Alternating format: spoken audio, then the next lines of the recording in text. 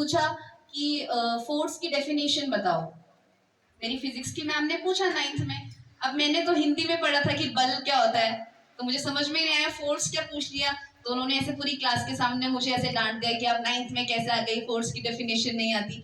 और जब मैंने बाद में किताब खोलकर देखा तो मुझे, अरे ये तो मुझे आता था, ये तो बल की परिभाषा बता रही थी, बस बस भाषा का फर्क था कि उन्होंने इंग्लिश में पूछा पर मुझे हिंदी में आता था। Hello everyone. तो सबसे पहले आप सभी को मेरा प्रणाम। कैसे आप सभी लोग? आई होप आप सभी अच्छे होंगे और मैं भी बहुत बढ़िया हूँ। तो दोस्तों, एक बार फिर से स्वागत है आपका रीना अधिकारी ब्लॉग्स में। तो दोस्तों, अभी जो है स्कूल में हूँ और आज जो है हमारे स्कूल में एक खास मेहमान आने वाले हैं जिसका नाम है दिव्या नेगी, जिसको कि आपने लास्ट ईयर देखा ही होगा, जिसने कि संसद में अपनी इतनी सुंदर स्पीच से सबको प्रभावित किया और अपना उत्तराखंड, अपने गांव, अपने एरिया का नाम रोशन किया, अपने देश का नाम रोशन किया। तो जो है इसमें कई जगह से लोग आए थे और उसमें से जो है उत्तराखंड से दिव्या नेगी जो है वो सिलेक्ट हुई थी। तो काफ़ी उसने अच्छा किया था। तो वो जो है रिश्ते में मेरी मामा जी की बेटी है और वो जो है आज हमारे स्कूल में आने वाली है। तो स्कूल में जो है उसके साथ साथ दीप भाई, भास्कर और दिव्या तीनों भाई बहन आने वाले हैं। तो वो जो है स्कूल के लिए बच्चों के लिए कुछ कॉपी वगैरह लाने वाले हैं, क्योंकि उन्होंने मुझे कॉल पे बात करी थी मुझसे कि हम आपके स्कूल में आना चाहते हैं। तो फिर सर ने जो है उन्हें परमिशन दे दी थी, तो आज आने वाले हैं फाइनली। तो देखते हैं दोस्तों, मिलते हैं दिव्या नेगी से और खास परिचय करते हैं उनसे कि वो कैसे कैसे जो है इतनी आगे पहुंची। बोलने में तो मेरी छोटी सिस्टर है, लेकिन आज इतने आगे पहुंच चुकी है कि हर जगह उसका नाम रोशन हो रहा है, हर जगह उसके लिए तालियां बजाई जाती हैं। तो जानते हैं दिव्या नेगी के बारे में कि उन्होंने कहाँ से कैसे कैसे करके कहाँ इस लेवल पर तक जो है वो कैसे पहुंची हैं। तो चलिए बातचीत करते हैं दिव्या नेगी से, क्योंकि वो आने वाली हैं बहुत जल्दी हमारे स्कूल में। तो चलिए दोस्तों, मिलते हैं फिर। नमस्कार। और अभी तक इतना बहुत कुछ मेरे बारे में यहाँ पर कह दिया है और मुझे नहीं लगता अभी तक मैंने इतना कुछ बड़ा किया है कि अ, हो सकता है शायद मैं बहुत सारे लोगों के लिए प्रेरणा रही होंगी, बट अभी भी बहुत कुछ करना बाकी है।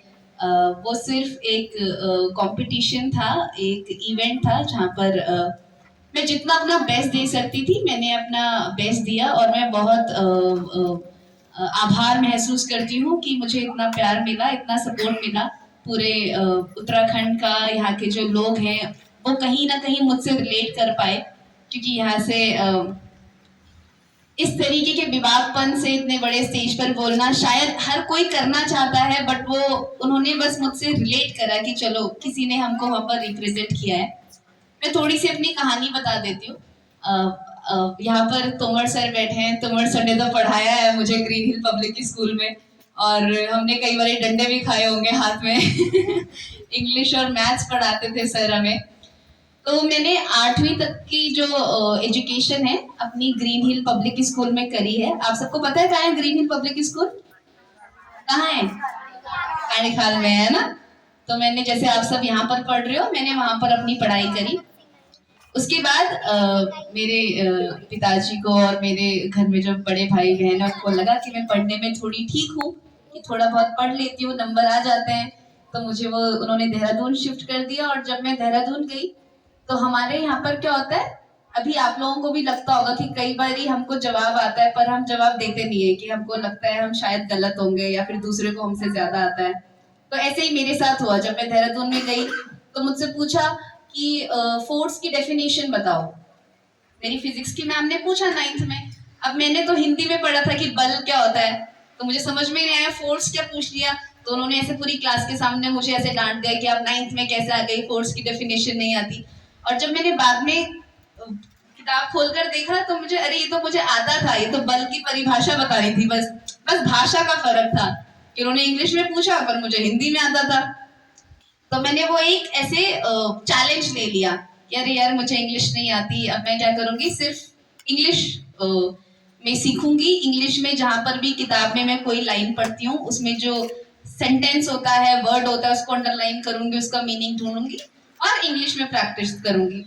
तो 9 10 तो मैं बहुत ऐसे जैसे आप सब यहाँ पर हैं ऐसे ही मैं भी थी। मैं क्लास में कोई जवाब नहीं देती थी, चुपचाप बैठी रहती थी, बस पढ़ने में रखती थी कि पढ़ लेती हूँ, अच्छे नंबर लेकर आती हूँ, क्योंकि घर वालों ने इसीलिए देहरादून भेजा है कि नंबर अच्छे लेकर आने हैं ना, क्योंकि यहाँ पर तो मैं थी अंधों में खाना राजा।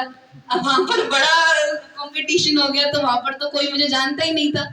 ग्रीन हिल में मैं टॉप करती थी 8वीं तक और 3 बच्चे थे, 3 बच्चों में टॉप करना कुछ होता है क्या?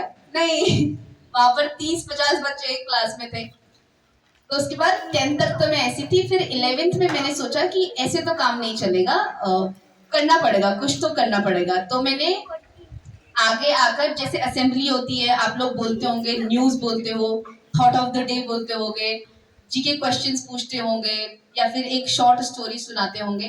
तो मैंने वो 4000 का बच्चों का जो स्कूल था जहाँ पर मैं थी, मैंने वहां पर ये करना शुरू करा। अपनी क्लास टीचर को बोला कि मुझे सुबह बोलना है, कोशिश करी।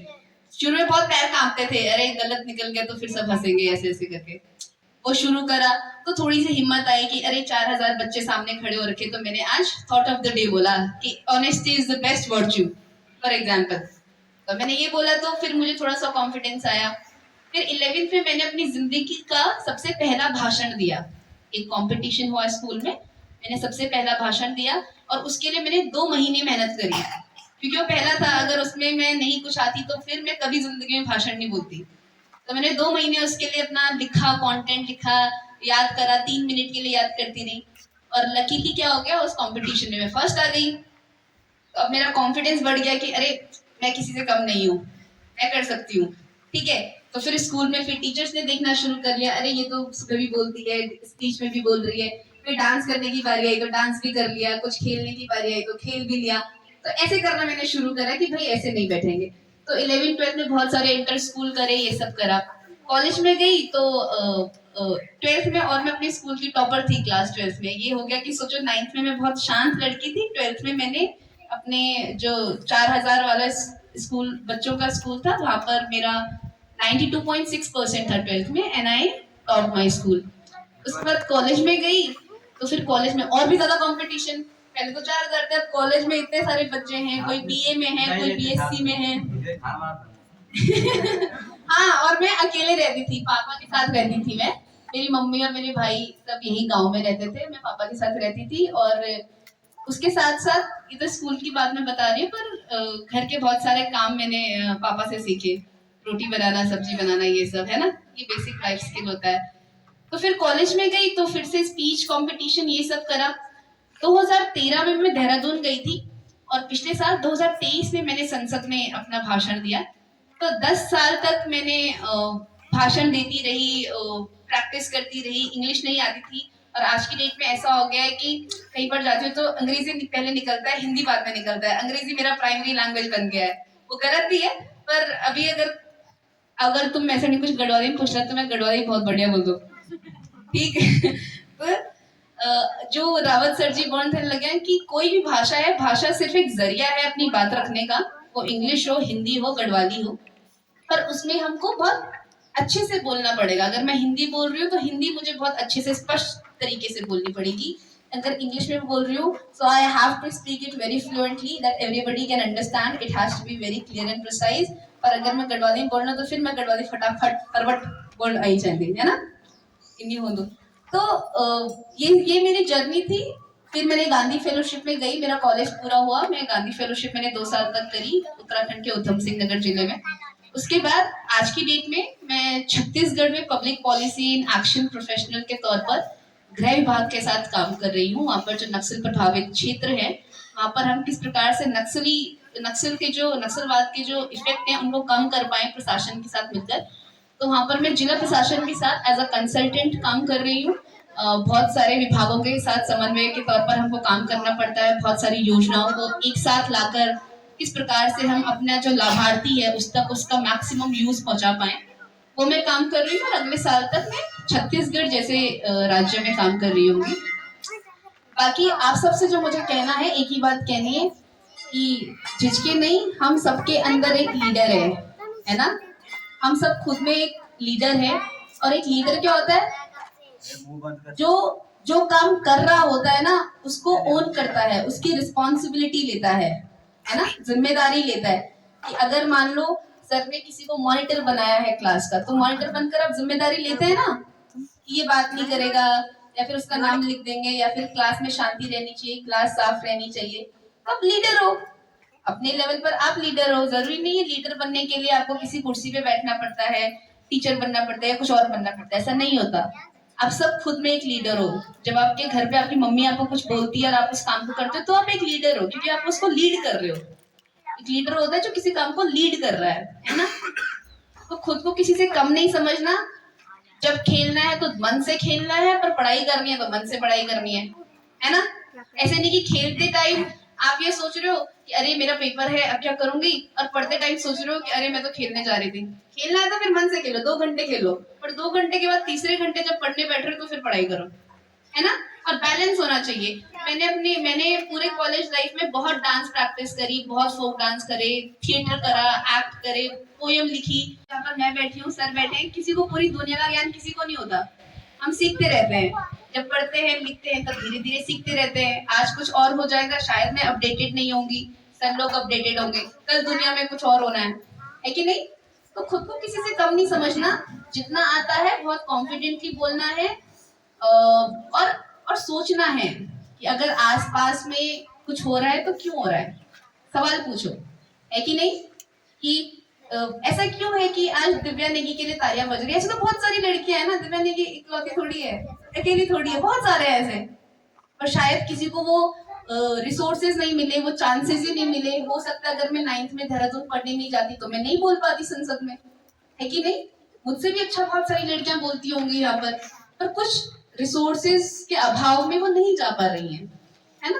तो हम उन पर सवाल करें, उनको देखें कि किस प्रकार से क्या दिक्कतें हमारे समाज में हैं, सोचें, सवाल पूछें क्यों हो रहा है, और फिर उसका समाधान निकालें, है कि नहीं। तो अगर हम ये सब करेंगे और अभी इस लेवल पर आप समाज वगैरह नहीं सोचे, सिर्फ अगर अपनी पढ़ाई का सोचे, तो आगे जाकर, क्योंकि आप लोग एक जनरेशन हो, हम सब तो मतलब सर लोग हैं। देखो अभी जब 35 साल पहले रावत जी पापा से मिले होंगे तो बहुत यंग रहे होंगे, है ना। अब हमारी जनरेशन है, फिर आपकी जनरेशन आएगी, तो आपको इस तरीके से खुद को लीड करना पड़ेगा और देखना हम सब मिलकर एक अच्छा समाज जरूर बनाएंगे, ठीक है। कुछ समझ में आया या फिर मैं ऐसी बोलती रहेगी? आया नहीं? कितने लोगों को समझ आया? बड़े बच्चों को पक्का बोर तो नहीं हो गए? ठीक है चलो। तो थैंक यू सभी का, आप सभी का बहुत बहुत धन्यवाद।